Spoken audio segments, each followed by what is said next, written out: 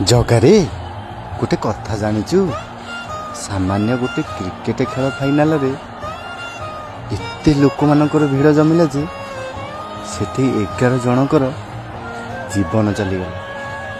ଆରେ ଜଗା, ତୋର ତ ରଥଯାତ୍ରା ଆସୁଛି, ଲୋକମାନେ ଦେଖିଦିଅନ୍ତୁ ତୋ ରଥଯାତ୍ରାରେ କେତେ ଭିଡ଼ ହୁଏ। ଆଉ ଆଜି ପର୍ଯ୍ୟନ୍ତ କେହି ବି ତୋ ରଥଯାତ୍ରାରେ 10 ଜଣ ବି ମରିନାହାନ୍ତି। ଏରେ ଜଗା, ମୁଁ ଜାଣିଛି ତୁ ସ୍ୱାମୀକି ଘଣ୍ଟ ଘୋଡ଼େଇ ରଖିଛୁ। ଜୟ ଜଗନ୍ନାଥ।